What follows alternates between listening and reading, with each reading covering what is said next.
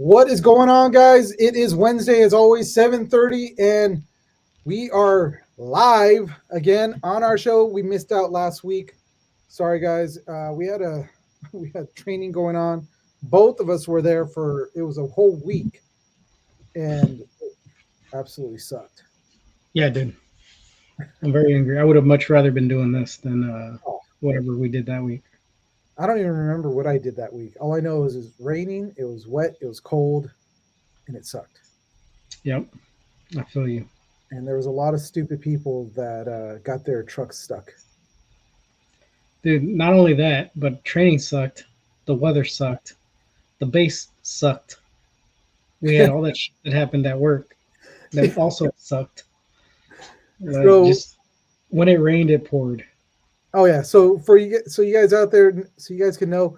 One, let's start off by saying we do have a guest coming on tonight. We're just waiting for him to come on. I'm really excited about this because I've gotten to know this guy over the last few weeks, heading over to the shop that I'm starting to go to. But so last week, if you guys aren't in Southern California, we've had a ton of snow, rain. I almost said snow, but we did have a ton of snow too up in the mountains. But we had a ton of rain and wind. It was like howling wind up here where we're at, and it literally blew our roof off of our other building, like ripped it off, and then just rain poured into our building, destroyed our ceiling, destroyed it, just destroyed a ton of stuff.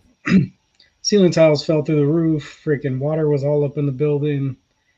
We had to cover everything in trash bags. It was It crazy. dude, it smelled so bad. It still smells in there. It still stinks in there, dude. They've been Dude, running those things for how long, and it hasn't helped at all. I was just in there yesterday because I had to get I was getting all those lockers out, and I had to put a mask on because it just smelled so bad. Oh, it's It's so 100-year-old wood that's now rot, now soaking, and probably going to end up rotting. yeah. Oh yeah, it's gonna rot because who knows what gets started. But so that's what we were dealing with, guys. That's and then on top of that, we got home. I mean, Wednesday was our first day back, both of us back in our houses, and it was just we were done. We were exhausted. So that's why we didn't come on. Gave us some time to kind of recuperate what, after all this. But we're back, guys. So we definitely want to, as always, want to give a shout out to all these great companies that we are now dealing with. Ulanzi for their great uh, tripods, lights, and other things. I would say that they're lighting me right now, but I have none of my lights up because I just didn't have time to get it set up because I'm in a different, you guys can tell it's a different room. Normally we have our lockers behind us, but we're in a whole new building. So I'm at work, but it's different. But they have a lot of great equipment for cameras and stuff like that. Check out their affiliate link that is on our Instagram. It's in our link tree. Click on that, purchase that from them, and it helps us out. So that's one way to help us out. Oops, wrong way. Next, we've got the Roosevelts. Great shirts. We've both determined that, well, they fit well and they stretch. So that's good enough for us, right? We both determined that they're amazing quality, and if you have the right build, they look great. Yeah, like these guys in the picture. They got the right build, and I don't like them for it. Yeah. So, Moving on. I don't yeah, want to talk to them. but go to their site. It's theroosevelts.com. Wild Bill sodas, which I saw that, David, you had one of the cups, which is an awesome cup. Check them out, guys. They've got some great soda. They've got great cups. You can go onto their site, which is wildbills.com or wildbillsoda.com, and check out all the different flavors they have. And they're always at different cons. You can find them definitely at WonderCon, LA Comic Con, San Diego, I believe Emerald, and New York. And so they're all in the bigger cons. They do have some of the smaller events, but definitely check them out. Next, we've got Renegade Game Studios. They're another affiliate of ours. They've got some great games, a lot of intellectual properties that are really cool to be able to play games with, which is Transformers, GI Joe, Robo Rally. I don't know what that is, but My Little Pony and a bunch of other things.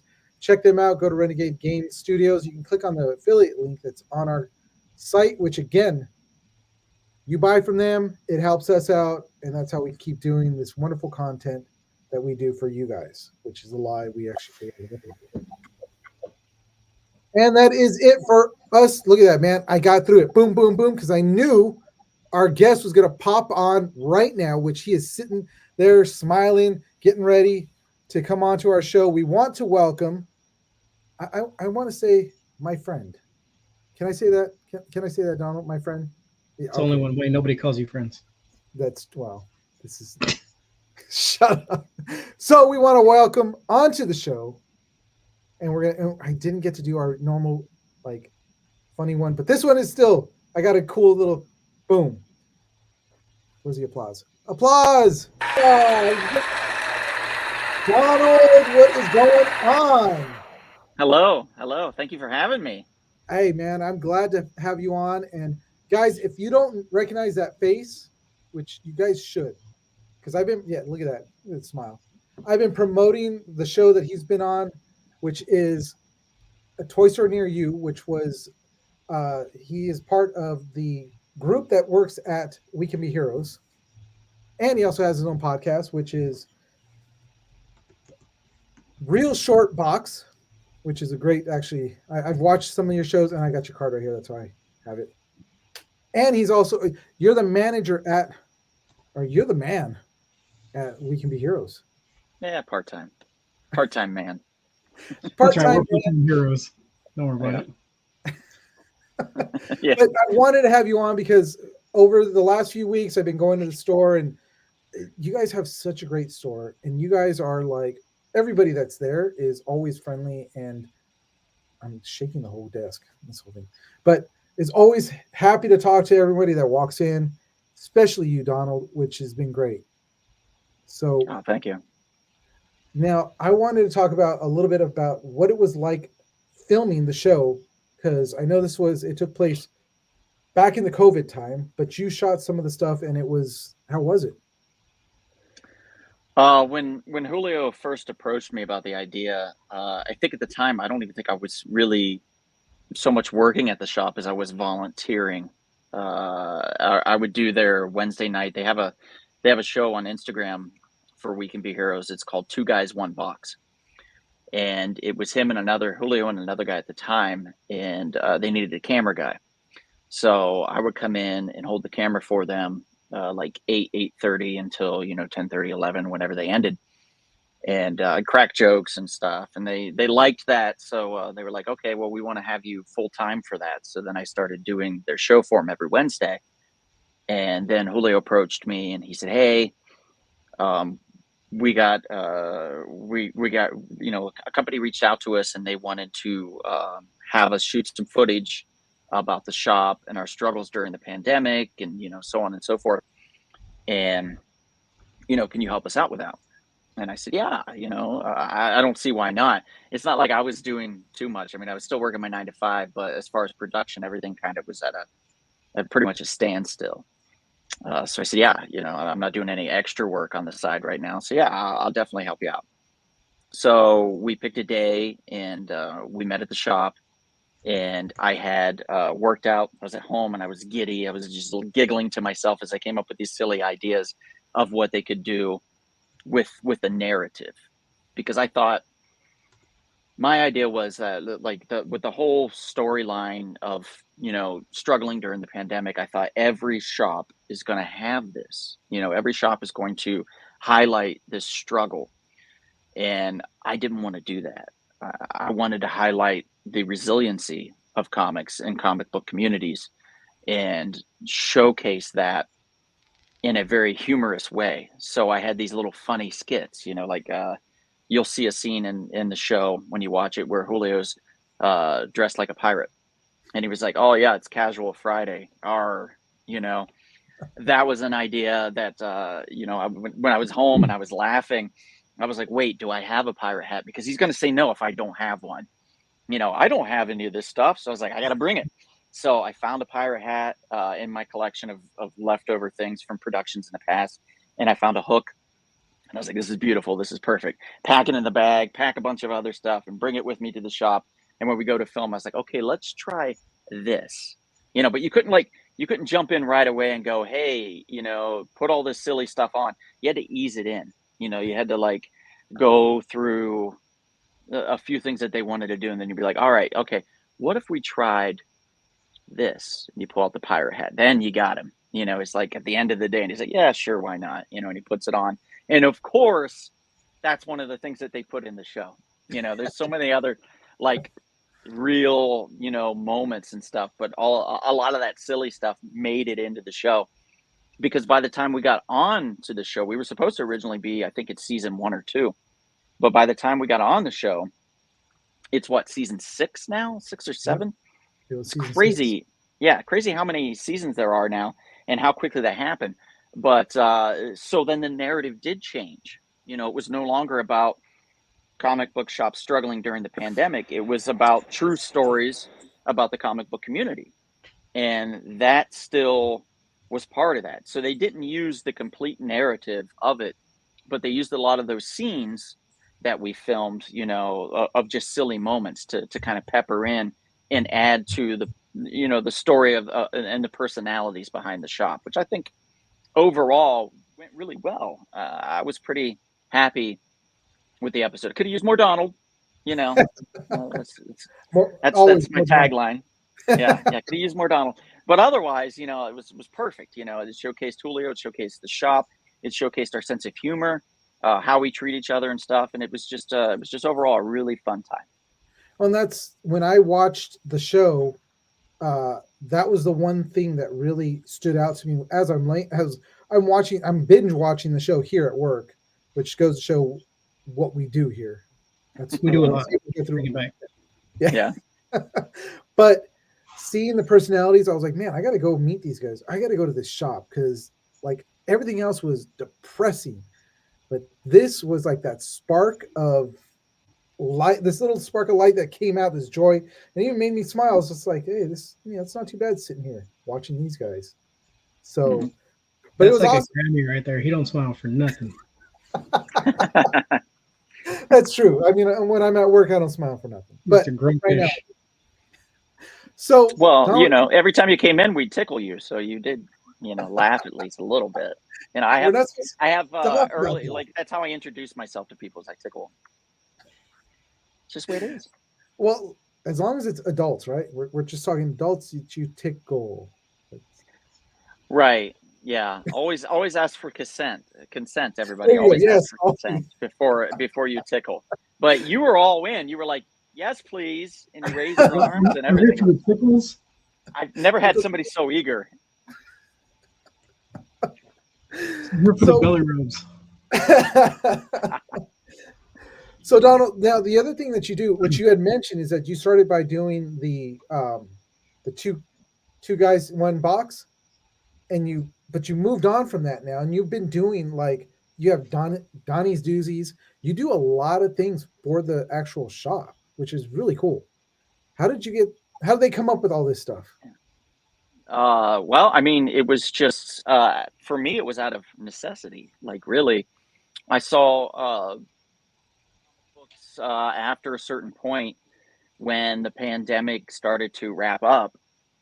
People were no longer stuck at home and watching Instagram, and they were no longer getting stimulus checks. The reality hit that, crap, I got to go back out to work. I have to really make things happen. And that's exactly what I thought as well. I got to really go to work, and I got to make things happen in order to help my friend and to help this shop survive. So it really became part of necessity. And I kind of found that I enjoyed doing live streams and stuff. I don't know why that is, maybe as a podcast live show or something like that. But I don't mind talking. Right. And as you guys should know, if you don't mind talking, it becomes more easy. The more you talk, the easier it becomes. And so I thought, well, what can I do to stimulate, income for the shop? And I thought, well, why don't I try a couple half-hour or hour-long live shows during the week, during the day, to kind of see if I can make some sales, and generate some extra income for the store, and even for myself, because I bring some of my own collection in also. And that's how that kind of started. And then I didn't have a name for the show originally, and then one of our customers, Andy, he was on. handle on there was Cancria, I think. And he was like, hey, so these are really good deals. Why don't you call them Donnie Doozies? And I was like, okay, well, there we go. That's the first name. That's the Tuesday afternoon show, is the Donnie Doozy show, where I, like just have really cheap prices on nice books for people. And, it's stuff that they haven't seen, much before. And for Thursdays, we have the Afternoon Delight. It used to be called Thirsty Thursdays, but that was a big failure. It did not work out. It was just supposed to be all sexy books. And we had one show. We sold 2 books, and I was like, maybe we don't call it, Thirsty Thursdays. So then Julio came up with the idea. He said, well, why don't you call it the Afternoon Delight? And I said, that sounds nice. Sure. So we went with that. And then I joined him on the 2 Guys 1 Box too. Once Will had left the show and it was just Julio, I joined him and became the second person with the box, so to speak. And we just take turns filming. Which, I mean, you guys have literally sucked me in and sucked me back into, not sucked me, that's probably not the right word to use, but got me back. There's no sucking. No sucking is happening. It tickles the gateway drug, I tell you. Yeah, right? They catch you with the tickles and then they suck. It's like, hi. But just tickling. Tickly, yes. But it actually has drawn me back into collecting comics. It was, you guys are the ones that have done it. Not so much that, like, I thought, I should go start collecting again. I've been on your show, which you've seen quite a bit, and I've been picking up more and more books against my wife's, better judgment of hers. But she lets me loose, and I was able to, I'm like sitting there, I'm even cooking dinner, watching Donnie's Doozies, and I'm like, I'm buying that. I claim that. So thanks to you guys, I'm getting my collection back. I'm excited. Well, you're welcome. Yeah, thanks. You're taking my money. Yeah. Another thing that you had talked about, which I was also looking at, was you have your own production company. What is it that what's the latest thing that you've been working on? Rumble Spoon Productions is the name of the company, and we were trying to do a multimedia platform. This is the original idea, and this is the idea that we're still going with. Currently, through Rumble Spoon, we're working on a novella that we're eventually going to turn into a comic book. So we're starting with the novel version, and then we're pivoting to the comic book version of said novel. So we're going to have that 2-pronged thing. And what that is in hopes to do is to stimulate interest in a script, which has already been written, to produce. Rumble Spoon does vignettes, it does web series content, it does short films and things like that. But we've yet to springboard into feature films. And the reason why is anything else, cost. Yeah. So my thought is, why don't we do these things first and then see if we can get more investors involved to be able to produce something in full length. If they're interested, if they like the story, if they like the script, they like the novel, they like the comic book, whatever that being, there could be some interest in that. The other thing we do is we do photography. We do photos and fine art photography, things like that. We do shoots for things like that. We do production, so we'll come in if you need somebody like a camera op, or you need lights, or you need somebody to direct even. We have a small group of people, a small pool of people that are available to pull from, to consider it like a team of people that are doing their regular day lives stuff until they're called upon. It's kind of like the A team of film production, so to speak. We're all, I would say I'm the Murdoch. Do you have a BA? Maybe. Yeah, there's definitely a BA. Yeah, definitely.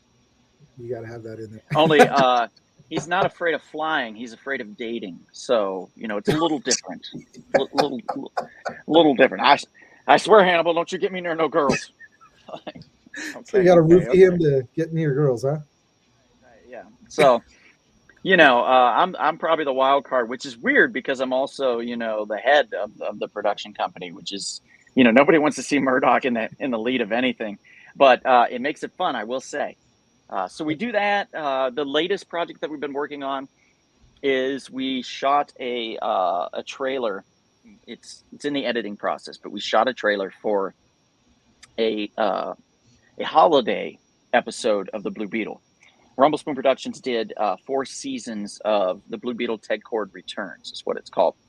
It's on YouTube. It's on rumblespoon.com. It's all over. You can find it. And it's basically when they killed Ted Cord back in the early 2000s, we thought, no, let's keep him alive. Ted Cord's a cool character. They just didn't know what to do with him. So we brought him back to life, and we told the story of why and how, and then further the story of him, and fleshed out his cast of characters, heroes, villains, created new heroes, created new villains to go along, pulled in some Batman villains and some other villains to kind of flesh out the story and complete the 4 seasons. And in doing that, a friend of mine reached out to me and he said, hey, I have a script. It's for a holiday episode. I want you to read it and see what you think. So I read it, gave him a few notes, said, otherwise, let's just tweak this here or there, and I think it'd be perfect. He's like, okay, cool. He sent it back out to me. I was like, great. All right, let's do it. So we got together. I got everybody together, and we shot at the shop. We shot at We Can Be Heroes comic shop, and we shot the trailer for it. And like I said, it's in the editing process. And once that's done, we're going to get that up on Kickstarter and, get some funding for that and move forward with the holiday episode for the Blue Beetle. And then after that, we're going to conquer the world. That's it's the slow steps, holiday episode, conquer the world. You got to hit it one by one. That's a huge jump. Just, It's not a huge jump. It's just a pinky in the brain mentality. It's all good. I was thinking more Murdoch, but yeah, you can. If he was with Pinky in the Brain, I think that would work out very well. That just sounds like a horrible. Yeah. I don't know if I would trust any of those people, but I mean, imagine having the A-team, but it is the Brain is Hannibal. Mm-hmm. He would be Face. Then you have Murdoch, and then you have a BA. Yeah, that'll work. Yeah. Yeah. See, there you go. It's easy. Problem solved. So, Donald, you also said that you're not originally from Southern California. I remember talking to you about that. Yeah, no, I've been out here 18 years though, so it feels like, I'm about 7 years shy of matching. I'm old. I'm about 7 years shy of matching the same amount of time in Ohio originally as I've been out here in LA. So I kind of, when everybody said, where are you from? And I'm like, well, at what point can you say California? Or do you still always have to go, oh, but originally, and then people are like, oh, if you're past 10 years, you're good. And I'm like, but is it though? I didn't know there was a statute of limitation of how long you have to be somewhere to be able to say that this is where I'm from now. Yeah, I'm not sure. Because if you go to Texas and you're not born in Texas, they're like, no, you're not from Texas. You're not a Texan. Yeah. It's like, okay. I don't know, man. I lived in San Diego for 8 years, and I'm from San Diego now. I don't claim Fresno. Yeah. So see, everybody's a little different. I guess it varies on the person, maybe. I guess you could say that. But what got you over here to Southern California? To now that you're in Southern California? Basically, exactly what I'm doing. The film world. Originally, when I came out here, I wanted to write and act, and but I'm a lazy actor. I'm going to be honest. I don't like to audition. I hate it. I hate the audition process because, first of all, you're never going to get out of me what you can get out of me when I'm actually there filming. Because for some reason, auditions and me we're like oil and water. I just stiffen up. I just flub my lines. I just act. I'm just weird that way. But if you get me in front of a camera and I know my lines and everything, I can act. I can act just as well as Ryan Reynolds, let's say, because he does one role really well, and I could do that. I know I could, and I've done it. I feel with Ted Cord because I actually played the lead character in that for 4 seasons. So, I've been able to balance it pretty well. But yeah, that's what brought me out here was acting and writing, and when you're not acting, you write. So I wrote a lot, and then once I got some funding, I was able to start putting some of these short films, these ideas in my brain onto celluloid, so to speak, onto the silver screen or the small screen of YouTube. That's still a pretty big screen. Nowadays, it's Yeah. actually a big screen. It's like the Yeah, preferred screen. Yeah, bigger than MTV, right? yeah, that's true. Actually, you know what? You think about that. Yeah, I mean, it's now bigger than MTV, and MTV's been around for a long time, but it's definitely died out. Yeah, I mean, it's crazy. not Interesting. freaking. It's not a music TV no more, but it's still there. It's not, Yeah. dude. I mean, you think about it. They produce freaking Yellowstone now. It's MTV. Do they really? Yeah, Wow. they Well, they're they're owned by Paramount, though, right? I think they're owned by yeah Paramount, they're, so that would make they're sense. owned by Paramount, but it's the production company is MTV because when you watch Yellowstone, it starts off with the "I want my MTV" and it's at the little That's the weirdest. That's weird. I would not expect those two to be at that. How does that work? You know, how does MTV music television pretty like? Did they even have television then? They didn't have television in Yellowstone's era, right? In Well, like the original Yellowstone, right? Or the, and then the they did original like the 18 or no, the Well, original even Yellowstone was Yellowstone's present day. yeah, it starts oh, present was day. it? Okay. Then it Okay. moves back to 1883. Then it That's moves the one I'm forward to it jumps around, but it's a great show. Have you not watched? when no, when are we gonna get like the or do we already have future like Yellowstone 2040? Are we Ooh, getting that? that would be great. Cyberpunk Right? Yellowstone. I'm down. Ooh, Yes. In on that. Cyberpunk Yellowstone. I'll watch that any day of the week, but you know, No, the originals. you got to watch the original one. There's a I lot love of westerns. I do. I love westerns, and I love watching television. It's just with the amount of work on my plate, it's hard. Like I'm just catching up, trying to watch episodes of Twisted Metal. Like apparently that was a show, and I was like, oh, okay, that cool. I watched was the first episode the other night. It's a half hour. I was like, I can commit a half an hour to watching something, and that I chose that, and it was pretty good. You know, the first episode yeah. of the season, had fun with it. It's not bad. They actually did some things right in the show, but um, yeah, you got to go back and watch some. Twisted Metal was good. Oh God, did somebody say? Did we didn't say Felipe three times? Nobody said it 3 times. He just showed up. Oh, just showed up. Yeah, that's our friend from Distance Nerding. We always make fun of him Oh because yeah, if we say his Nice. name 3 times, he always appears. This time he just appeared. Yeah, he's like Beetlejuice. That's Yeah. fine. Or Candyman. Oh yeah, that's true.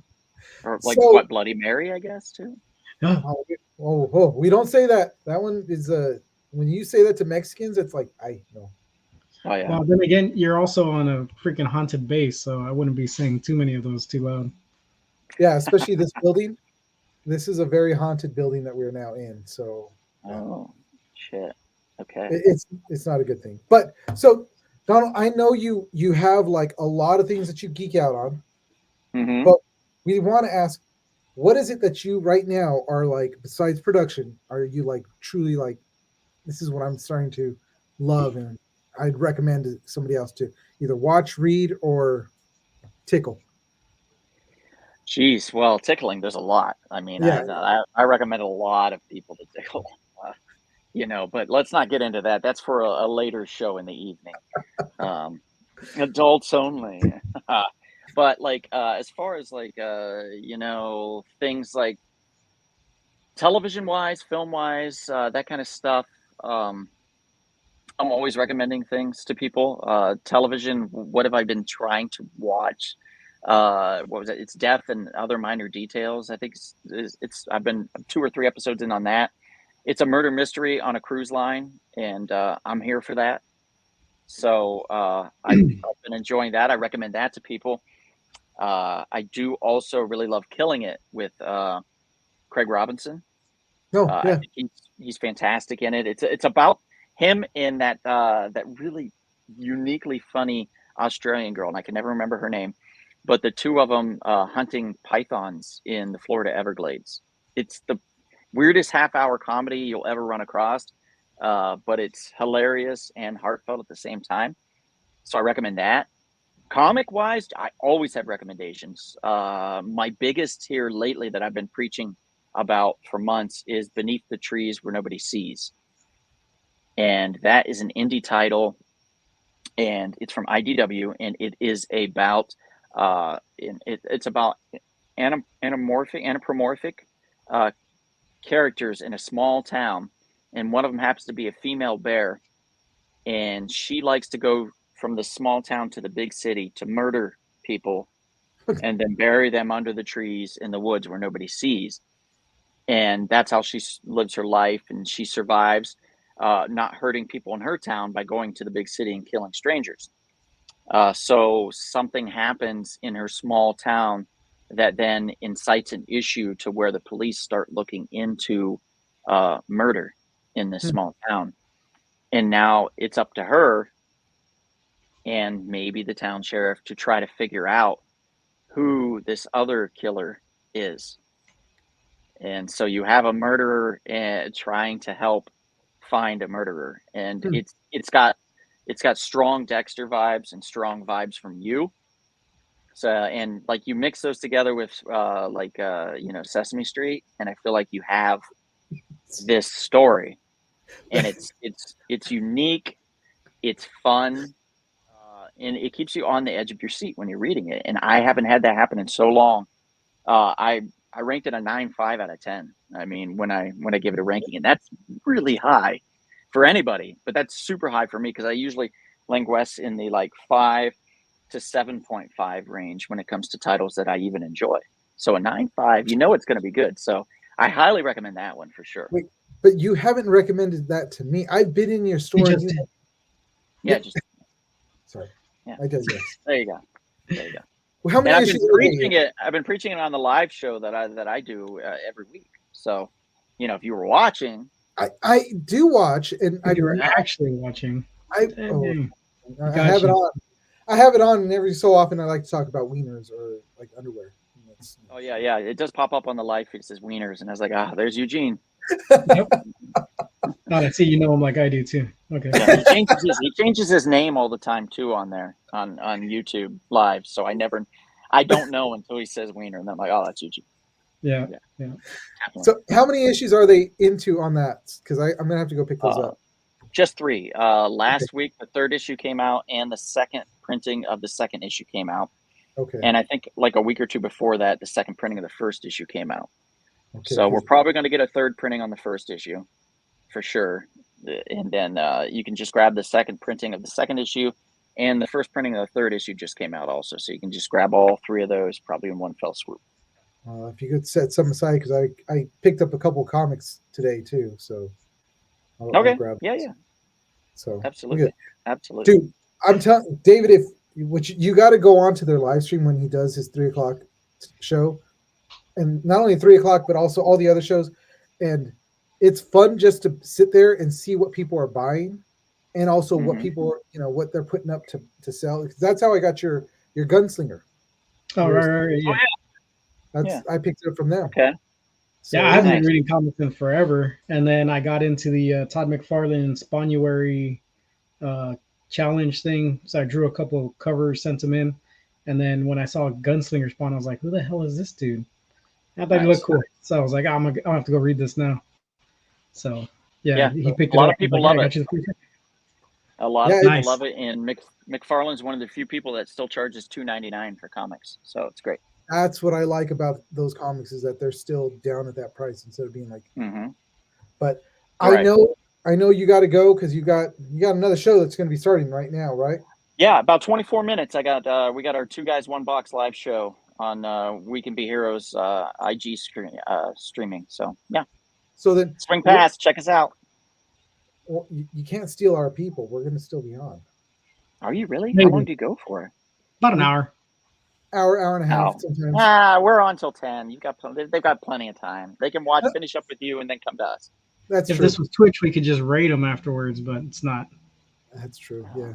But Donald, tell us everywhere we can find you, what you're doing, all that stuff. So basically, just spill it all, so they can. Well, right now you can find me in this shitty little room here, It's very, very pretty, picturesque back here. Reminds me of the beach.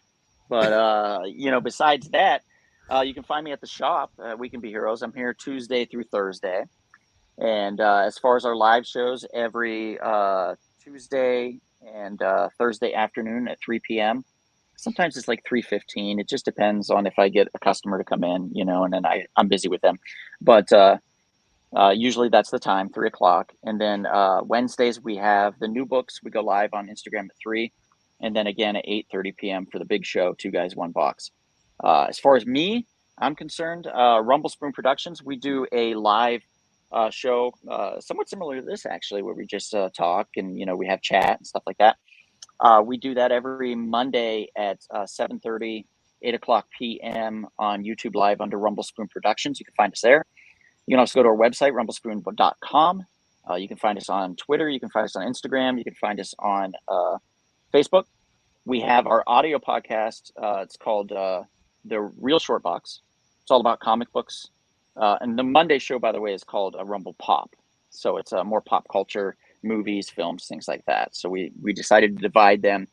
I do have a little small segment at the beginning of Rumble Pop that I call Donald Pulls Out, where I pull out it's not my penis. I pull out comic books out of a short box and talk about them and what I think. So I do, I rank them and tell you what you should buy and what you should not.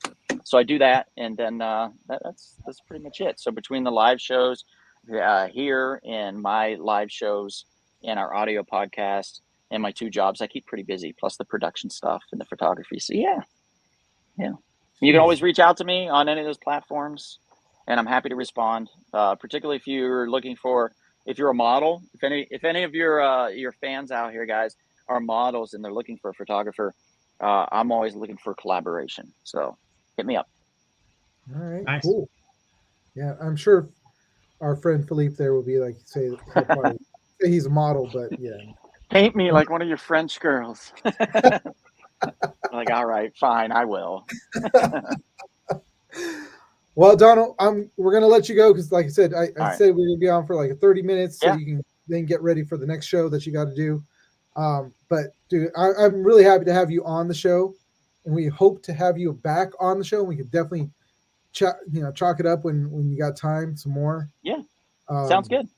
You guys go over to We Can Be Heroes. It's a great shop. Like Donald said, he's there Tuesday, Wednesdays, and Thursdays. It's always fun to go down there. I end up spending longer than I should be there, but it's fun to talk to him and stuff. And Julio pops in every so often too, which is the owner of the shop. Watch their show, which is a toy store near you. It is on Amazon. They're on season 6. I believe it's like episode. I think it's 5. Yeah, you're 5 episodes. We're the last episode on that season. Which it's a memorable episode to end on because it's actually pretty funny. Oh, thank you. Thank you very much. Appreciate you guys. Eugene, David, it was a pleasure. Thank you guys. All right, Don, I'm going to let you go, and then we're just going to keep going. If you want to listen to us, you can hear all our wonderful antics. But thanks again, man. Thank you so much. Take care of yourselves. Have a good one. Woo! Look at that. We had a guest. It's been a while since we had a guest. I think the last one was Brian. Yeah, it was Brian. Yeah. I feel like, we could say his name, first name basis now. Brian. It's a buddy now. Big shout out to Philippe, jumping in the chat there. How you doing, man? And Philippe, we love you. We're just talking crap as always. But what did he say? He said, what about James? He said, it disappeared. How we say The Rock sucks. Oh, that's right. 3 times, and James shows up. And he does that on the build. If they say it 3 times, all of a sudden there's James. He pops up, which I miss James. Not to say that we don't miss Philippe, but I miss James too coming on here. Maybe he's like the big brother. He just keeps us in line. He does. He really does. We're like the extension of his kids. We're a couple more of them, and he's like, I got to keep these guys in line. But you know what? Donald is really cool. I've been going to their shop for the last, several weeks now. I've been going like almost religious. Like right after LA Comic-Con, you started heading out there. Yeah. It was because that's when I saw the show and I was all like, dude, I gotta go check it out. And then I got out there and he was the first guy that I met. And I was excited to meet him because, like I said, he was on the show itself, so it was kind of cool. And then I've been watching the show, picking up different comics. Last week I picked up it was like issues 3, 4, 5, and 6 of the Further Adventures of Indiana Jones. So that's an old comic, so I gotta start collecting all those. Like I said, I picked up your Gunslinger from them. Picked up some more just today. I picked up a Creep Show and Spider-Gwen Smash issue. I think it was 2 or 3. So yeah, I'm getting back into it. I had been preaching that I'm like, I'm this big collector of comic books, but I hadn't been collecting in such a long time that I needed to start. And now I'm starting to. And now I got to get that other comics that you recommended. It becomes a hassle though, man. Like I know when I was collecting the Batman TMNT crossover books, the He-Man crossover, He-Man Injustice crossover, and then Thundercats He-Man crossover. Dude, I was freaking fighting every week to get those first printings of every single one. And then we got deployed and I missed the whole entire run. Ugh. And I was like, fuck, dude, I got all the first printings of the other ones, but I could not get the third series. See, and that's the nice thing that once you start to get to know like your local comic shop, they do have the pull box. The pull lists, yeah. So they'll have the pull out, they'll have the pull list, and they'll mark down everything that you have, and then they'll pull it for you, and then they just set it in there. And I think I'm gonna have to start that with them because my local shop that I have that's close by isn't all that great, and that's what sucks. Like you go into some of these stores and they're just like they feel like they're so elite, and it's like, no, dude, you're a bunch of nerds. Yeah. So, I'm surprised Sheldon and Leonard aren't here. Rifling through your boxes every Wednesday. New comic book dude. But you know what sucks is that's the other thing that I miss is that at these stores they don't have a large selection of back issues. Whereas the original store that I started going to was back over in Alhambra, and that place was huge. Like you can take our old office, double it up, and that's how wide it was. And then you go out the other direction with another, and that's how deep it was. So they had back issues for days. Nice. And they were all in order and everything, and it was great to go there because I could pick up. It's like Heroes. At Heroes before they shut down, they had all those freaking drawers, and it was like a whole wall of just back issues. Like that's a lot of comics, man. It is, but these guys over at We Can Be Heroes have a good size like amount of back issues, and then when they do their little Donnie's Doozies, Afternoon Delight, they bring out a lot of the other stuff they have like kind of back, and they start selling those things, and that's how I've been getting a lot of the older stuff. Nice. Like I picked up Uncanny X-Men 291, which somebody else was selling for like $15. I picked it up for like $5. It was great. Nice. So I was able to grab that, and yeah, it's a cool shop. You guys should go. They're in Chatsworth. I'm going to say that they're part of the Geek Saga now. And next week we actually have another guest coming on, which is actually Julio, the owner of We Can Be Heroes. So he'll be coming on next week talking more about the shop and his experience with the filming, everything else that goes on with him. And I'm really excited about that one because he's a pretty busy guy. So nice. I guess we'll have to prepare for another one. Yep. I know I dropped this one on you. I was kind of like, oh shoot, I forgot. Nah, it's all good, man. You know me. I roll with the punches. Yep. So what do we got? What do we got lined up for the rest of our show? Well, we still have our normal things, which we're going to start off with.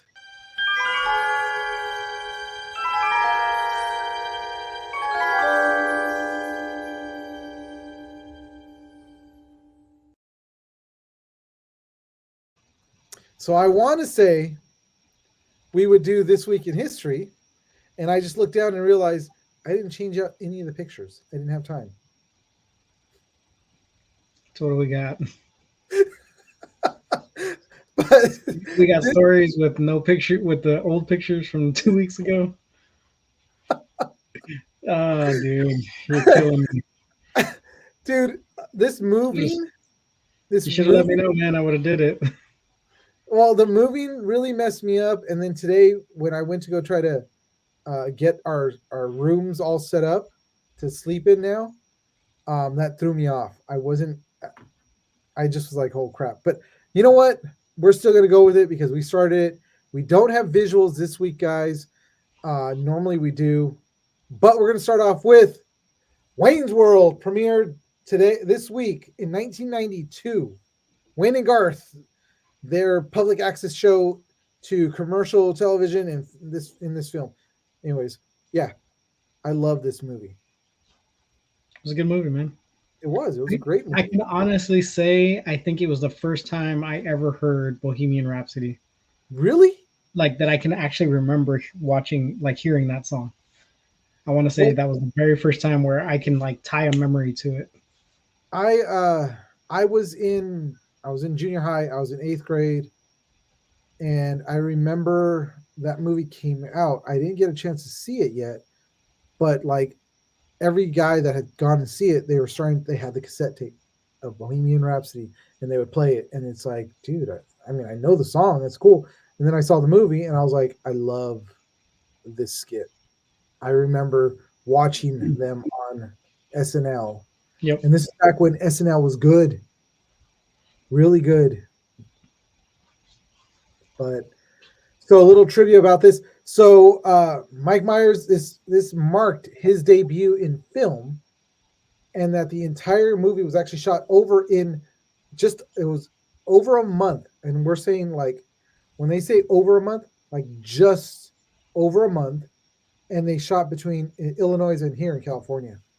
So there's some trivia for you guys. Yep. Next, which I wish I had the visuals for this because you'd just be shaking your head. But this movie was the Delta Force with Chuck Norris. In 1988, this movie was my absolute favorite movie. I prefer Delta Farce with Larry the Cable Guy. No, dude, this movie was like seriously. It's based, of course, it's based on real life U.S. Army Delta Force unit, but it's not really depicting any squad. But it's kind of showing how they kind of operate in a sense. But it had Chuck Norris. You keep saying kinda like you're trying to prove to yourself that it's based on true events, but it's Well, really not. That's like saying Rambo's a direct representation of Green Berets, bro. no, but the thing is, like, so, like, during that era, during the 80s, we had a lot of plane hijacks, Yes. hijackings going on in the Middle East and everything. So they kind of pieced together all the different hijackings and kind of put that into this movie because there was a plane that they hijacked and they were killing people, and they took Delta Force to go in there and take out the terrorists and go rescue all the civilians that were in prison. But was there snakes on that plane? There was no snakes on the plane. Then you didn't need Delta Force, dude. Just Samuel L. Jackson. Oh, jeez. But hey, you know what? This actually, get this, okay? There wasn't just one Delta Force. There was I know. three. There was three. There was three wrong. Delta Force. Well, I mean, is that really hard to freaking like fathom when you think about the time that this was made? Three Delta Forces. We had Return of the Dragon, which was supposed to be a sequel to Enter the Dragon, which they didn't tie in at all. Freaking pick any Schwarzenegger movie, any Stallone movie. Like, how did all of those continue to create sequels? You know, I get it. It's not too far fetched. But it had Chuck Norris. It had Walker and Texas Ranger. Freaking Walker, Texas Ranger, Holmes. Next, we've got this week Silence of the Lamb. I had to throw in a good movie. So you would, Mm, yeah. Silence of the Lamb. That was a great. That movie freaked me out when I was a kid, dude. Really? Yeah, I just didn't like the way Anthony Hopkins was in that movie. He was weird, dude. I mean, he was Dude, supposed to be weird, yeah. but like, yeah, he just creeped me out, dude. It was a great movie, and dude, it won the top 5 in Academy Awards that the year that it came out. This is only next to One Flew Over the Cuckoo's Nest, and it happened one night. Those are the other 2 movies that won the top 5 in the Academy Awards. But this movie was so great, and even to this day, we are still quoting lines from that movie. It Yeah, puts the lotion in the basket. or like, hello, Clarice. Like, and then what do you say? Oh, it If I something had with some fava fava beans. beans, Yes.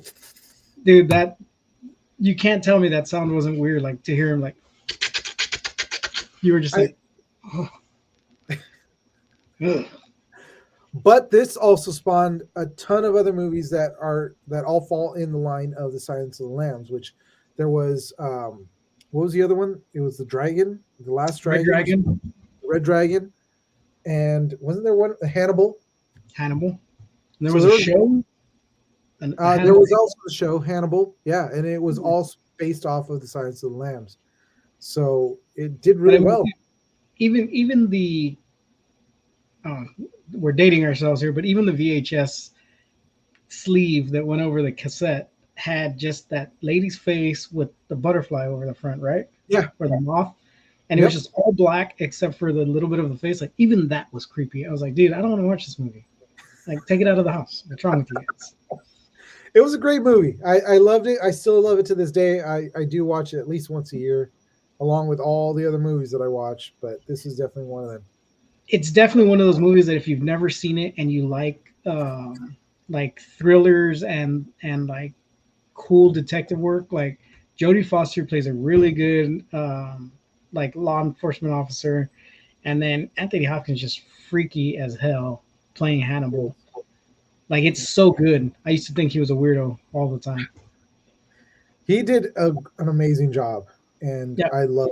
Yeah, and then he turns around and narrates freaking The Grinch, and you're like, oh, that's so pleasant. this is true.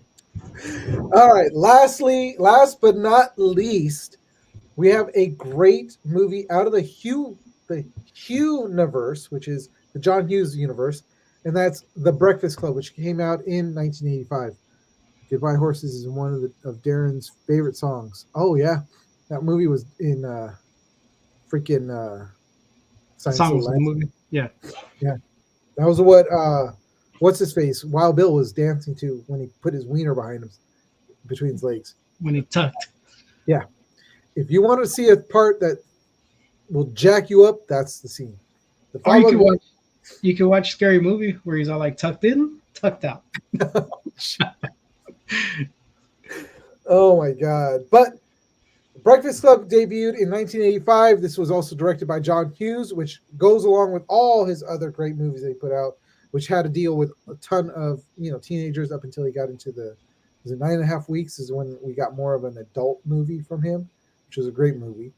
But if you guys haven't seen this movie, you guys should get out there, watch that, and wow, That's only for you, Jessica. Please do not force that on us. we did not need to know that. We don't want to picture that as Darren drives through the gate. Oh god. Yeah, The Breakfast Club, one of my wife's uncle's favorite movies. I didn't really watch it as a kid. I remember seeing it, but it wasn't like, I think I was like little when I saw it. So I was like, that was boring. I don't want to watch it again. But then going back and rewatching it after getting with my wife, and her uncle was always watching it all the time, like, it was freaking good, man. And then you got Estevez, you got Molly Ringwald. Goddamn, I can never remember the main. What's his Anthony name? Michael Hall. You've got Anthony Michael Hall was in it. Judd Judd Nelson. Judd Nelson. Yeah, his name I can never remember. But It's such a great movie, and it just you do get sucked into the characters because you can relate with one of those characters or with all of them just in general. Yeah. And that's what makes the So movie so good. Like it's so well written. Every character is relatable. And yeah, it's like you find that same group in, of course, detention classes. You know, you end up talking to these people that you never talk to because you guys are all bored in the same detention. But it also carries over into like when you join the army. You join the army, you meet a bunch of dudes, and you're like, who the fuck are all these goddamn weird people? And then you're like, yeah, my buddy from Arkansas, he was putting dips in the freaking shower when we weren't supposed to have it. And you're like, you just become a Mod Podge group, and it kind of like the Breakfast Club just carries on. You know what I mean? And it's relatable in so many different aspects of life. yeah. Which when you watch a lot of John Hughes movies, they are very relatable. You know, you've got A Pretty in Pink with where it's the girl wants to be something else, and she's from the other side of the tracks, so people don't. It's a great movie, but you've got all kinds of great movies that you can relate to from John Hughes, and Breakfast Club is definitely one you guys should get out there and check out. It is one of my favorites. But that is it for this week in Geek History. I promise next week we will have visuals, so you don't have to just stare at our faces and say, "Oh yeah, I remember that movie." Sure. Heck, if they didn't come for our faces, they're not here for the wrong reasons. Well, they can go see Donald and get some tickles. True. So that is it for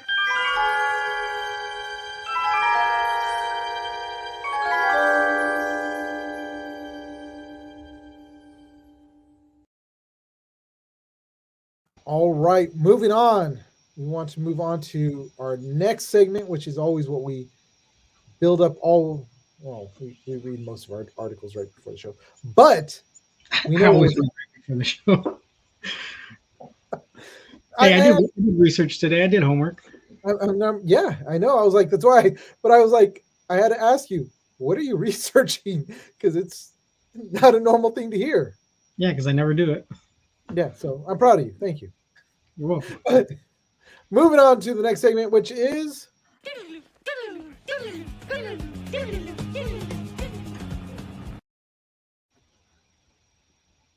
yes, we've got geek news. So we're starting off with something that I'm not happy about, which is, and it's not so much the kid, but Ben Wong to star in the new Karate Kid movie alongside Ralph Macchio and Jackie Chan.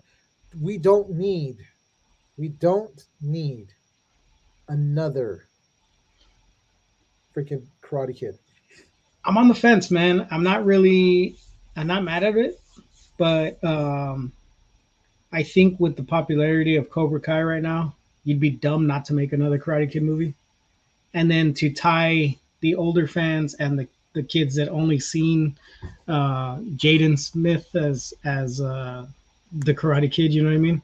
Yeah. I think you'd be dumb to not try to like fuse all that together and make a good movie. And this kid was really good. I don't know if you watched the show on Netflix that he's in. That new show that yeah, it was like tied to like the Sun Wukong storyline or something like that.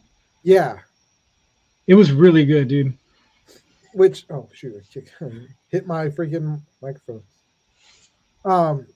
It was a really good show. It was. I really liked it. I did enjoy that. But I don't know. So what the article's saying, one, this kid was picked up because he made such a good impression with his martial arts discipline, which this dude, I don't know if you read, but he has karate, Wing Chun or / Kung Fu, Gundu, Kempo, and Taekwondo. He's not mastered, but he knows all those disciplines, which is dude, he's like 5 different Tekken characters all in one. And then on top of that, he has he also showed them his proficiency in Mandarin. I mean, this kid is like, he's American born, but still like has dug deep into his roots and can handle himself, which is really cool. like I said, man. I mean, I've always been like against the Jackie Chan, Jaden Smith movie, only because Jackie Chan doesn't do karate; he does kung Kung fu. Fu. Yeah. You know what I mean? So that always bugged me. But it's gonna be cool to see like the two universes fuse. Yeah, that's the crazy thing about this. So if you guys haven't heard, when they made the announcement, it was literally a commercial with both Ralph Macchio and Jackie Chan in it, and they say we're going to be bringing you guys a new Karate Kid. They are going to be taking the Daniel LaRusso character and the Mr. Han character and bringing them together into one universe. And they're continuing the OG storyline. Yeah. They're kind of borrowing Mr. Han, but continuing a new storyline. That's what that kind of excites me. I mean, I don't know. Like I didn't want to watch the Jackie Chan Karate Kid. I did see it when it was just playing because I was bored, but I was just like, dude, this is not Karate Kid. And then he even states, this is not karate, this is kung fu. So that's kind of turned me off. But so the director of this film is Jonathan Whistle, And was and Whistle, known for his work on the end of the effing. They blocked out all the other stuff from it. World, and featuring a script from Rob Lieber. The film is in good hands apparently. And dude, this is going to be put out pretty quick. Like it's going to be shot and done and out by December of this year. December 13th. I mean, that's not that quick if it's already in production because they ended the series and they've already said it's not returning for another season. So he's probably been working on it for at least a month or two. Yeah, I guess, but it still sounds like because they just made the announcement about it that, man, this is going to be pretty quick. They're going to put it out there. I mean, when did they announce it though? I know this. It was not more than a month ago. Hmm. It was recent. It was really recent. So, yeah, there you go, guys. Moving on to the next story, which is BAM! Bumblebee director Travis Knight to helm live action Masters of the Universe movie. I'm in, man. Are you in? I'm in. Okay. You give me Tell me anything about He-Man, I'm in. Huh? You give me He-Man stuff, I'm in. Yeah, but even the Dolph Lundgren, you were in? We've had this conversation many times. I love that movie, dude. I wasn't. I mean, I watch it because it's dumb. It was such a dumb movie. And when I was a kid, it was like, ooh, it's He-Man. And then when I watched it recently, it was like, ooh. Frank Langella, dude. I know. Come on. Look, not to take away from him because he acted his heart out as Skeletor. Dude, he destroyed that Skeletor role. He did. But it wasn't He-Man. It wasn't. Well, it was more based off of, it wasn't the OG He-Man, right? We're not talking about this era of He-Man with the picture you put up. It looked like they kind of leaned into the look of this He-Man, but they borrowed from the 1990s remake where he was in the future or whatever. Yeah, I guess you could say that. But the characters were pretty true to who they were from the comic book. I mean, from the cartoon. And that's kind of what added to the cheesiness about the movie. But I don't know, man. Gildor with his little fucking musical key. I'm in, bro. I'm in. Well, so this has some promise because so right now it's live action it's currently under Amazon MGM Studios, which we know Amazon's been doing really well with their movies and their shows. They've been putting out great stuff. Minus the Lord of the Rings thing, but everything else has been great. So this is, from what the article I read through is saying, is that they say, obviously, like the title of this article says, Knight is going to be the one that's actually directing this, which we got Bumblebee, which I actually liked Bumblebee because he dipped into the original source material. Yeah, We got you watched it, right? You've seen it. yeah. I didn't. I was already over by the movies by then, so I kind of watched it, but I didn't pay attention to it. Like I wasn't like, oh my god, this is great. I watched it while I was at work or some shit, and it just let it play in the background. But Go he back also and did Kubo and the Two Strings, and that was fucking amazing. That story was great. that one was okay. I wasn't too impressed with that. I actually saw it with my daughter, and I was like, The movie itself, like the claymation, obviously was great because it was done yeah, by Leica Studios, but the story itself was really good. Very predictable, but it was good.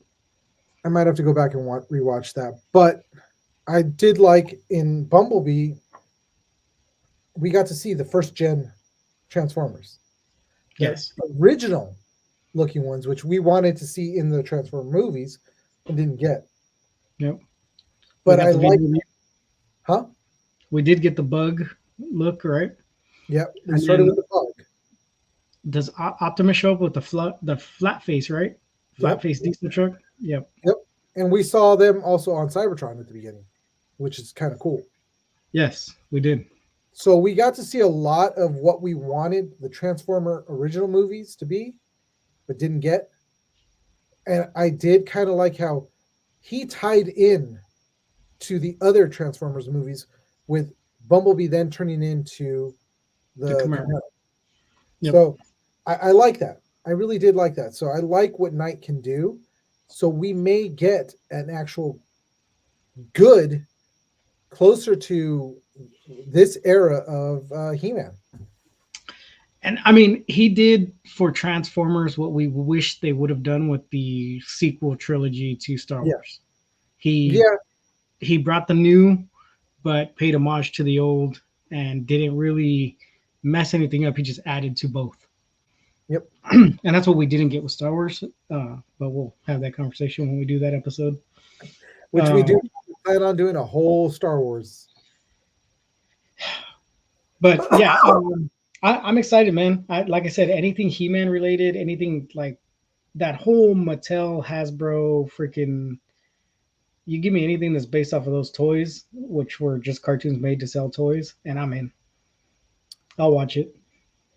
I'm a little bit more in now with the idea because of who's directing it.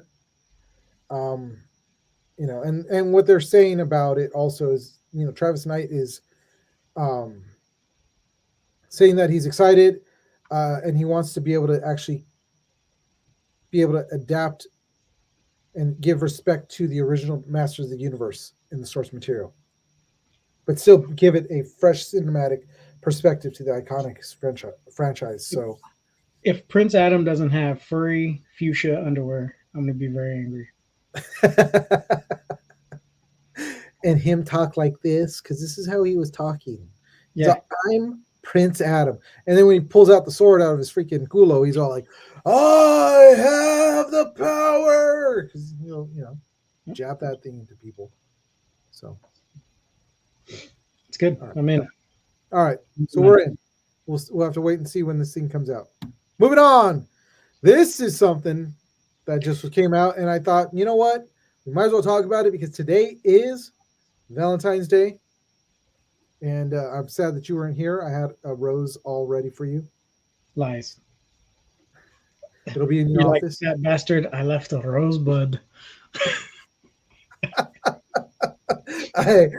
All I put was rosebud in your office. Rosebud. Hell yeah. Yeah, I saw this morning, but I didn't pay too much attention to it. Yeah, so Marvel's Fantastic Four first look art and retro style logo tease to 60 setting. The cast is getting confirmed and the release date has been confirmed. So I'm going to start off by saying I'm not too happy with who they picked to be Mr. Fantastic. Yeah, me neither. The rest of the cast doesn't look too bad. I don't like Pedro Pascal as Mr. Fantastic, dude. No. I I was mean, he'll probably surprise us and do well, but I I guess, but I really like the idea of, and a lot of people agree, and then there's a lot of people that disagree. But I really liked Krasinski as Mr. Fantastic. I really wish we would have had more of him in Doctor Strange instead of killing him off the way they killed him off. But I feel that he really looked the part. he did look the part. Obviously, there's other characters that would be great as Reed as well, as long as it's not the same dude from the last Fantastic Four movie, because I did Oh not yeah, like him. no, Hated that kid. yeah, Uh, but yeah, there could have been so many different people that could have been Mr. Fantastic, with Krasinski being the front runner. yeah. But yeah, I don't know. I So guess they're we've trying got, to diversify the cast. yeah, they are, but it's like he just doesn't. I'm sorry, but he just doesn't fit. And it's I think it's maybe also we're just getting an oversaturation of Pedro. Yeah, there is that. I mean, they did the same thing when the first two movies came out with Jessica Alba as Sue Storm, Yeah, and then the second time around we got Michael B. Jordan as Johnny. Just which I yeah, he wasn't great, no, um, but I don't know. I thought that freaking Chris Evans killed that role. He played he a did. perfect young punk.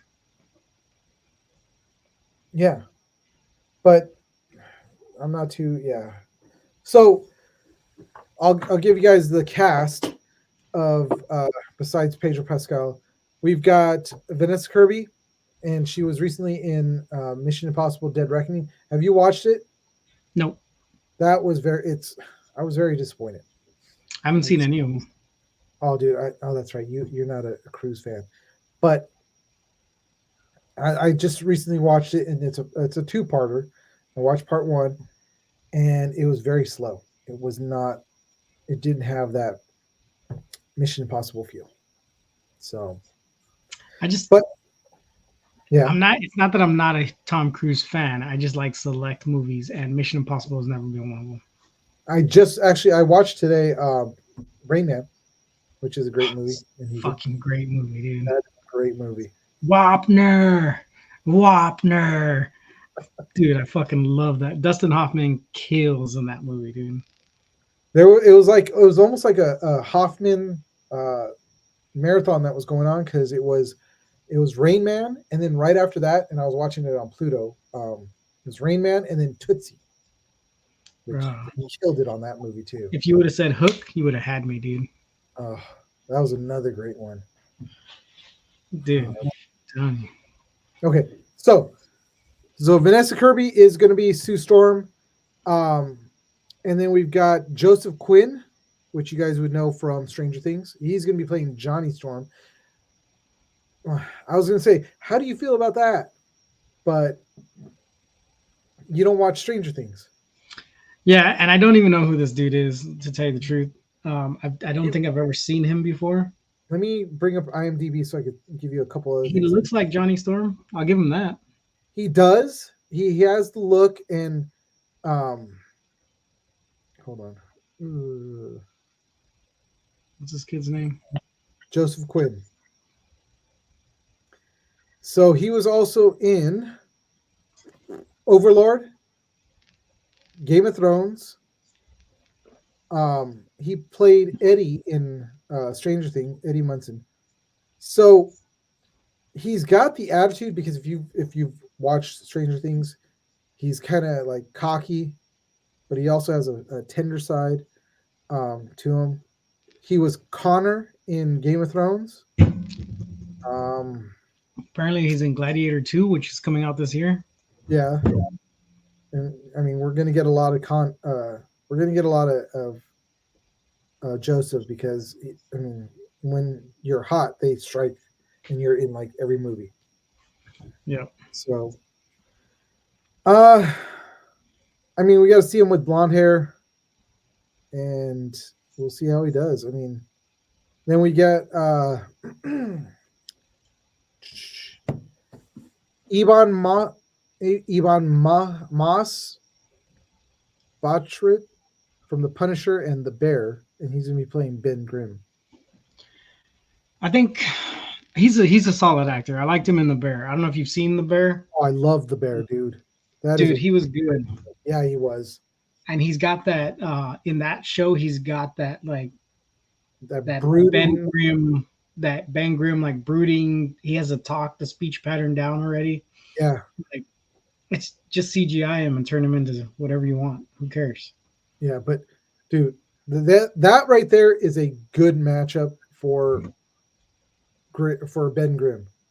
When we got the first iteration of Ben Grimm was freaking what's his face? Michael Chiklis. Yeah, he. I don't want to say he played it bad, but he just wasn't. I think he overplayed it. I think he forced it. You know what I mean? Like even when he gave his signature, like saying it's clobbering time, it just didn't feel like. I don't know. yeah. So, um, this poster is really cool. It's got that 60s vibe to it, which is really cool. And yeah, we'll just have to see what happens with this one because every iteration of Fantastic Four that's come out has been horrible. Yeah. I mean, the first two had pretty good scripts, but they just weren't executed well. And then the last one was just written poorly, but production was good. It just wasn't great. Yeah, it just didn't hit, and I was just like, ugh. But it's also because they didn't put the right actors into the spots. Yeah. We'll see, man. I'm on the fence about this one. And this one is coming out in July of this year, July 25th. Actually, of next year, I'm sorry. July 25th of 2025. So there we go with that. So moving on to the next story, we got our last. Well, no, it's not the last story. We got a couple more, but this one, I just threw this in there because I was like, really? That's your choice? Stallone wants Gosling to take over Rambo if he ever passes the baton. I mean, it's a solid choice. There are worse actors out there. Yeah, I mean, don't get me wrong. Ryan Gosling is actually a pretty good actor. He is. But to fill the shoes of John Rambo, I don't know, man. I think he could do it, dude. I've seen him do a bunch of shit that I wasn't happy with, and then I've seen him do a bunch of shit that I really enjoyed. Yeah. You've said it before, but Blade Runner 2049, Yeah. that's as long as he stays in that vein, I could see him doing a Rambo movie. You know what I mean? Like, yeah, I mean, because we're getting a different type of veteran if we yes. have something that is more modern. Yeah, because they're gonna. This was Vietnam. They're gonna give him the same treatment they gave the Punisher, turn him into an Iraq-Afghan war veteran. Yeah. And then I can see it happening. I mean, I would say Gosling would be good, but he's a little old. Yeah, by now he's a little bit older than what I think he's what your age? Is he about 45? Well, let's go to IMDb. IMDb. Well, I know he's a little older than I am because he was on freaking what was it? That Ed McMahon show. Dude, he was a freaking Mouseketeer. Yeah, and he was a Mouseketeer in the second iteration of Mouseketeers. Yeah. 1980. So he's a couple years younger than me. So he's 4 years older than me, about 3 years younger than you. Yeah. So he's 42. Yeah, like I said, a little old to be playing. I mean, unless he's a Iraq War veteran that did 20 years, because I'm coming up on 20 years. Well, Rambo was when Stallone filmed Rambo, which was after Rocky. He was already in his I think it 30s. was like mid 30s, Yeah, mid to late 30s. yeah, because the So original one came out in shit. I don't even know. 1970, I think it was like 77, 78. I mean,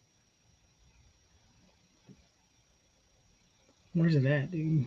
oh, first, 85 was First Blood Part 2. yeah, but um, wow, there's a, oh, it's just First Blood. You see the Indian version? Yeah, I saw that. That's what I was going to make a comment about. 82. 82 There you is go. First Blood. 82. Because we got to remember that it wasn't called Rambo, Rambo is called it First was Blood. First Blood. So, Yeah, yeah, 1982, and it's supposed to be set in like just after the end of the Vietnam War, right? no, it's supposed to be set in in 82. They weren't like, he's been like traveling around since he's gotten back. Because remember, Vietnam War actually ended in the 70s. So now Rambo is done with the military completely. He's just out, but he's a Vietnam vet. So yeah, this takes place years later, and he just wanted to come see his friend finally, which Hmm. passed away. Carl So, Weathers. but yeah, I don't know. I mean, Stallone does make a comment that he said, I met Ryan Gosling at a dinner. Obviously, we are opposites. He's good looking. I'm not. And he says, seriously, could you imagine me as Ken? It doesn't work at all. He goes on to say, Ryan goes, I was fascinated by Rambo, and I used to go to school dressed as Rambo. This is Ryan Gosling talking about that. And Yeah. people would chase me away, and I still didn't stop. I'd vacation as Rambo. He just kept saying that he had a lot of affiliation with Rambo. Ryan Gosling is nuts when he was a Well, kid. I mean, so it doesn't. He didn't straight out say, you know what, I choose Ryan Gosling to be the next Rambo. He said, oh, maybe if I ever pass it on, I'll choose him. Yeah, Yeah, I mean, just because he loves the character so much, you know, he's not going to do it dirty. yeah. But I wanted to put this in there because it's just to talk about how it's kind of, we're starting to see our action heroes kind of now like passing the baton, moving on, moving away from it, saying, nope, it's the young guy's turn now. And which we're seeing in all the expendable movies. He's bringing in all these new kids that are, you know, I guess are supposed to be the next action heroes. Yeah. And he's talking about, Ryan Gosling could be, which we've talked about, again, Blade Runner was one that he did really well. Drive wasn't bad. Drive was good. Same Yeah. thing. Action packed. It was good. So La La Land. Action packed. La I mean, I was about to agree with you. Stupid. got him. Anyways, moving on, because we do have some more stories. So we want to talk about a green screen. Nope, we're going to take that out. And we're going to move on to this story. The next story, which, let me bring that up. Which one we got? Which is Oh, sorry. Microsoft. Yeah. So Microsoft to outline Xbox game availability on PlayStation and Nintendo in a Thursday podcast. So I mean, this is going to be huge because they just released a press statement not long ago talking about getting rid of physical media. And I don't see why they would do that, but the sales on discs have gone down. So it would make it easier to port to different systems that way because you don't have to print on different cartridges, media, stuff like that. You just send the digital file. That's true, but I also see it being a little bit of a problem in the sense of we need to have the drive space to be able to have these games on our consoles. So now the question is are they going to start making like a cloud where you store your games? Because obviously See, right now, I chose the stories that I picked because they all kind of lead into each other. Yeah. This is actually we're gonna talk about cloud storage and all this other stuff with one of our upcoming stories. But yeah, it makes it hard, right? Because I switched over to all digital purchases probably about 4 years ago when I bought a disc, put it in the system, and then it was like, oh, we still have to download 100 gigs worth of shit. I was like, what the fuck's the point of the disc? I just Yeah. spent $80 when I could have saved it, you know. Well, I guess $60 3-4 years ago, right? But so I mean, I've always had an external hard drive tied up to my Xbox or my PlayStation or whatever it is. Mhm. So that's not a huge problem for me, but it's it's going to be a problem for some. Yeah. And that's the thing is like now the size of the games we've got to have, we can't have just like a couple gigs, like 500 gig hard drive. You got to have terabytes. Well, shit, look at Call of Duty. Every update is 100 freaking gigs big. Yep. You know what I mean? Baldur's Gate, 107 gigs. You can only have like 8 games on your console. Yeah. It's So crazy. I mean, the amount of space that you now have to have is just phenomenal. Like you got to have a couple terabytes on top of what you have in the actual console itself. system. Yep. So now it's like, okay, are we going to end up seeing just where we're not even going to download anything? It's just it links up to, it's basically just a computer now. Links up to the internet, we play online, and then we get off, but it saves our place. Yeah, and I mean the the article went on and talked about how it's not like they're gonna just stop making exclusives. They're just gonna make them exclusive and then eventually release them to the rest of the systems. Kind of like what was it? Like Monster Hunter Rise did, right? They came out exclusively on the Switch, and then after like a year, they dropped on the PC, Yeah. and then after PC, it finally went to Xbox and PlayStation. So I mean, it's not like they're doing something new, but No, they're not, but it's also like, okay, well, I don't know. Like you said, I'm paying $60 just so I can get a disc to download another. I have to wait another hour and a half before I can even play the game. I mean, it's a smart. And then going back to like the core of the fucking problem, Story. right? Yeah. Xbox releasing on other systems, they don't have a huge amount of um, like mainline games that are only Xbox outside of Halo, Gears of War. I mean, those are the two big exclusives that Xbox has had Yeah. forever. So So I don't know. I don't see it slowing Microsoft down at all. I don't think it'll slow it down. If anything, it'll actually start to give them more money.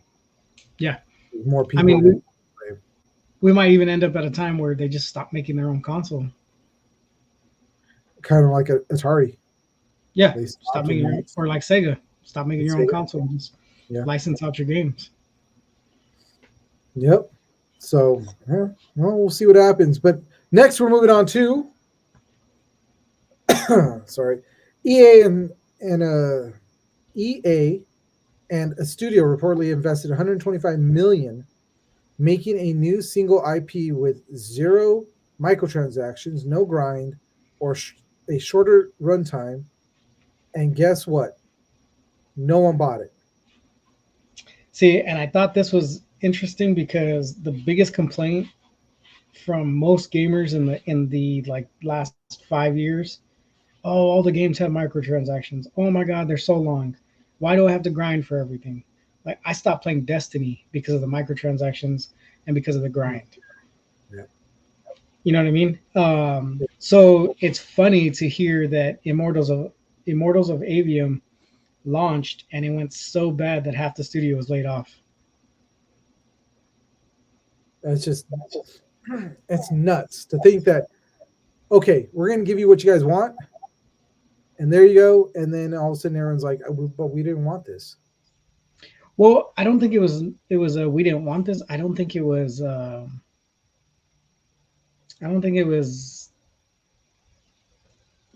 don't know the word I want to use. Like they didn't put it out there, right? Like it wasn't shoved down our throat like EA games are, or like Ubisoft's Assassin's Creed is, or any of the freaking uh, mainline PlayStation games.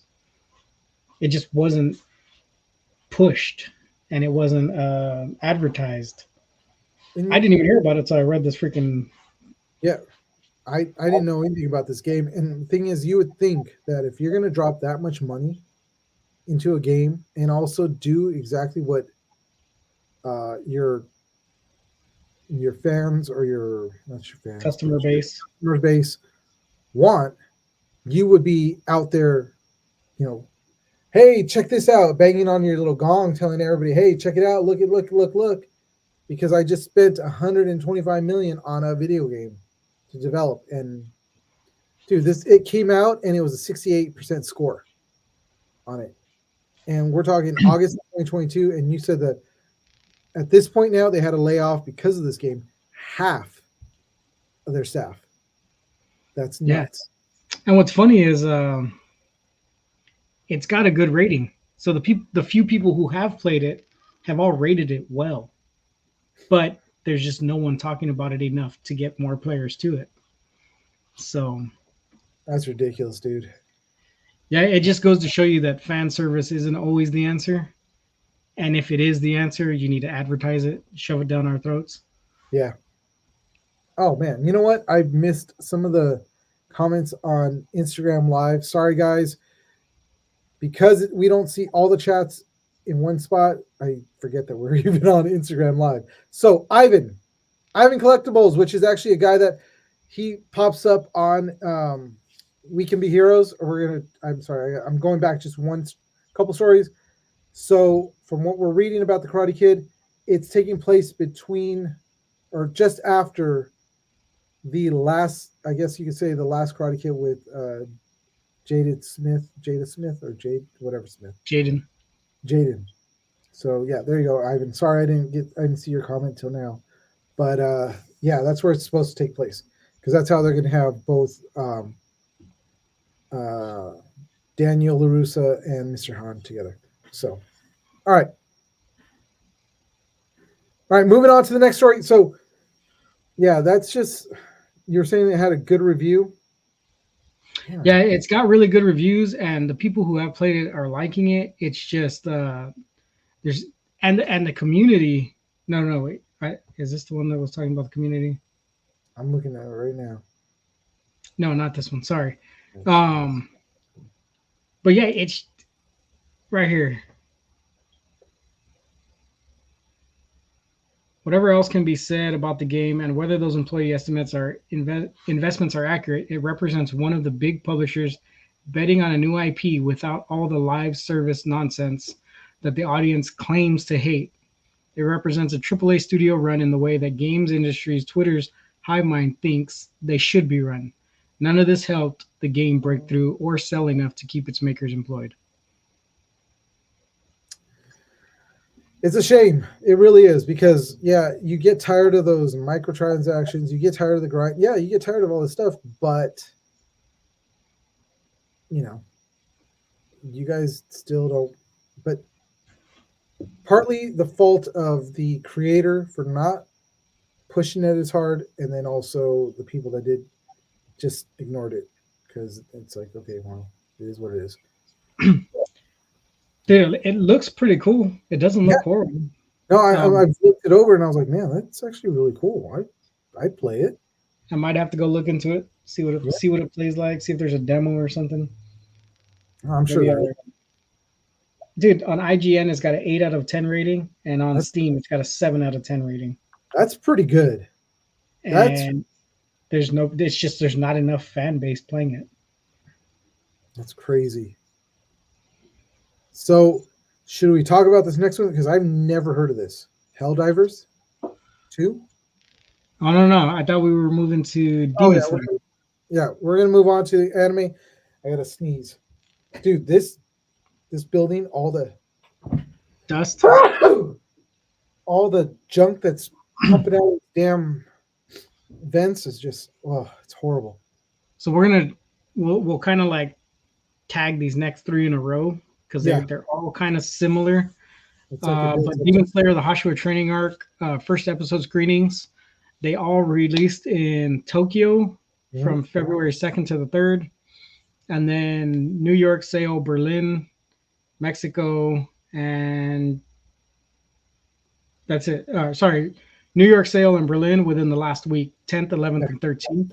And they've already hit 1.25 billion yen in ticket sales. which is about $8.35 million here in the US. Dude, it's ranked number 2 in Japan in its second week. That's crazy. Yeah, man. I mean, I see when it hits here. I think we get it February 23rd is when they do the worldwide theatrical release. Mhm. I only see it going up because we're going to get it in standard IMAX. I think they're going to hit probably like 500 mil. That's crazy that they're going to actually do it in IMAX. Yeah.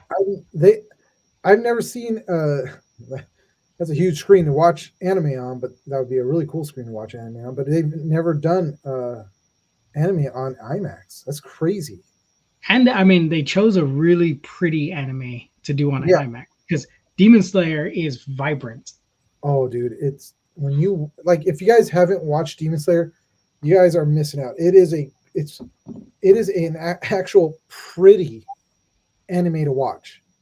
The way just the colors flow, even when what's his face is doing his different moves, and you see the way the water, the colors of the water flow into the dragon and or whatever move he's doing, and then on top of that, all the other characters are just the colors are so vibrant, like David said. It's a great anime, and the story is really good. It's a great one to watch. Yep. Yeah. So look out for that one. It comes to us February 23rd, I think I said.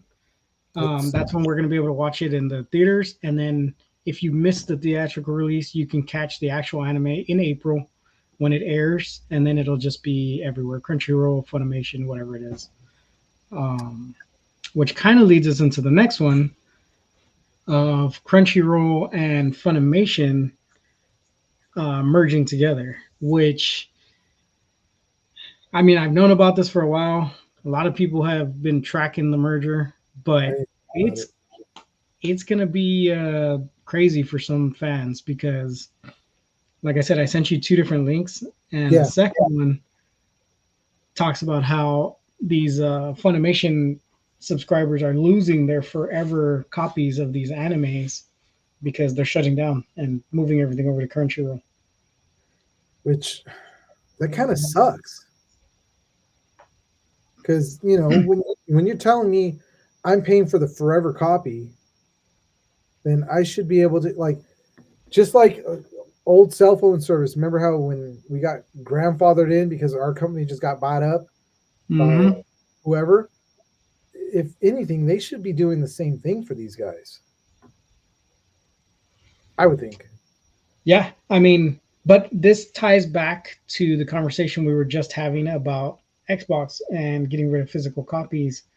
And then on top of that, so Funimation is shutting down, right? So the reason that's affecting the customer base is because when you buy a Blu-ray copy of something, they give you a code. You upload it into Funimation, and now you have a digital version of that movie that you can download and put on your devices and stuff like that. But it kind of ties into Xbox because what happens when those servers get shut down, right? We're starting to see that now. Like Nintendo shutting that, they just shut down the Wii server. They shut down the Wii U server at the same time. Yeah. How many different like game console servers have been shut down over the last 2 years, and how do you get those games back? You don't. Which sucks because you spent the money on that, and now you'll never be able to play them. Whether you're playing them consecutively or not, consistently or not, you'll never be able to play them again. And then it also ties into like those young indie developers who only released on the Wii eShop because and the 3DS shop, the 3DS eShop, You know, they released on those because it was cheap to get their game out there. They didn't have to do physical media, but now you'll never get their game because they're not re-releasing that game for you. Nintendo's not going to do that. It sucks. Yeah. Which So again ties back into this where you bought the Blu-ray, you got the digital copy, and you get to take that anywhere, and now it's going to go bye-bye. You still have the physical copy, but now you can't see it wherever you want to go. yeah. And then what's really messed up about it is a lot of these people didn't realize it said digital copies were subject to the Funimation terms and conditions, which qualified that these terms could be revoked at any time without notice. And I mean, that's what's happening now. They got bought out, or actually, it didn't get as big as they thought it would because they separated from Crunchyroll, created the Funimation app, and then now the Funimation app's closing down because it didn't get as big as they thought it would, and they're moving back to Crunchyroll. And Crunchyroll's just there like Dave Chappelle. But this goes to show that we never read the fine print. And that's how Human Centipede happens. One day you're answering an ad for what was it that they were just coming to? I don't remember, dude. And then the next thing you know, your mouth is sewed to a butthole and you are swallowing somebody else's freaking poop. There you go. There's a lesson for you guys. Thank you and good night. So yeah, but that's everything we had for the day. Yeah, that is. And but again, these last few articles they literally all tied in with each other, which is great because I mean there was nothing that we were skipping over, but it was really good. I mean, shoot, man, I don't think I have any digital copies from. No, I don't. Yeah, I mean it's not going to affect me. I just stream from the service. I don't even use Crunchyroll anymore because I'm sorry, but it's just another thing that I got to pay for, and I've now found a site that I could watch the same stuff. No, you didn't.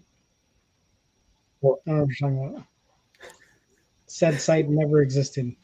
I'm not saying who had mentioned the site, but you know. I paid for Funimation. Well, actually, my son paid for Funimation for the year when it released, and then I pay for Crunchyroll every month. And I only watch Demon Slayer as it airs, and then I don't watch anything else. And for me, I paid for Funimation for my daughter, and because she could. It was actually on the what do you call it? The Switch. Yeah.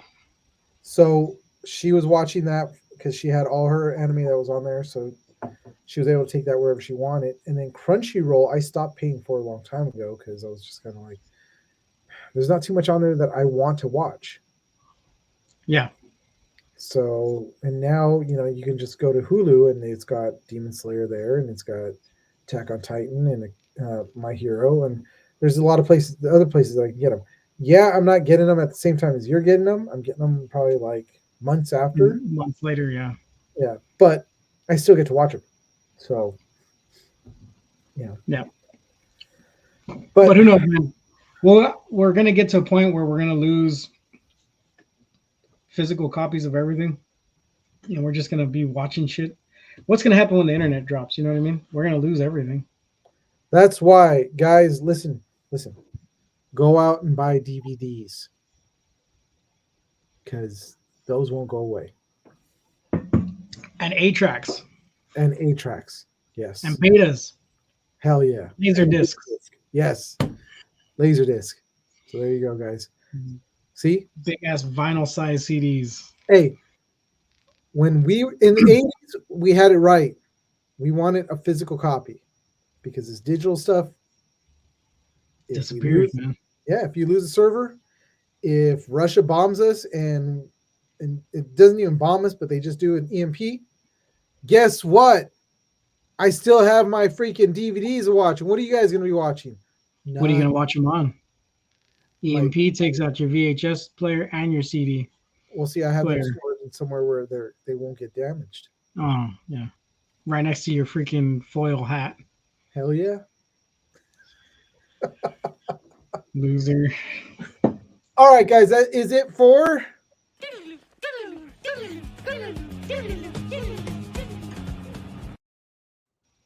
And that's going to be pretty much it for us because we had our guest on today, which took up a good chunk, which is great. I'm not complaining about that. But yeah, we've gone for a good amount of time, and I'm hungry. I mean, go watch the show, catch these guys on their IG page, catch their shows that they do. They're actually live right now. If you want to jump over to watch them after us. Also, we didn't mention them, but Project Wish Upon a Star, reach out, donate. They are great people. They show up to cons. They bring kids to cons who can never get to them or who would never have the chance to get to one. And if they can't, they bring the con to them in some way or another. This last time at LA Comic Con, they commissioned some weirdo to make a suit, and he made it. Took him a lot of time. He may or may not be on the show with us, but he did that and never got worn. So it was a lot of time that we didn't get to like get the pleasure of seeing the kid wear it. But you know, they took it home to the kid and told the kid to have it and do what they wanted with it. So that's cool. Yep. But they do a lot for those kids. They get a lot of money. They donate a lot of their own money. Well, and a whole lot of their own time. Let's get it straight. They do get money, but they use a lot of their own money. So that's why we're saying, hey guys, go onto our YouTube or our Instagram page, go onto our link tree, and on there, find the link, go on and donate to them. Help them out to keep it going because they've got quite a few shows coming up this year that we are actually going to be participating with them and keep it going. Darren and Veronica are amazing, and you know, we love to work with them, so we're really excited about that. And so, yeah, and then also you can catch us on all our social media, which is YouTube, Facebook, Twitch, Instagram, TikTok, which actually TikTok's been blowing up, so I'm really excited about that. So help us out there. You guys hit subscribe, like, do all that stuff. Send us messages if you like the show. If you have, you know, ideas for the show, let us know. We'll definitely take a look at those. And everybody that's watching us right now on Instagram, you know, thank you guys too, because we're still working on making this work really well for us. So shout out to everybody. Ivan, even Evil Ted. Evil Ted jumped in for a little bit, which was awesome to see. Nice. We missed him. Love to get him back on the show. He's been very busy with the show that he worked on for a while, which was Fallout, which is still coming out. And to everybody else that jumped on there, everybody that came on tonight, watched us here. Thanks again to Donald from We Can Be Heroes. Next week we have Julio from We Can Be Heroes. And yeah, I guess that's pretty much it, right? Yeah. All right, then you take us out because you haven't taken us out in a while. So as always, people hit us up on those social medias. Find our friends everywhere. Hit the link trees. Go to our website. Donate a slice. Donate to Project Wish Upon a Star. And as always, every Wednesday, 7:30. Catch us next week when the saga continues.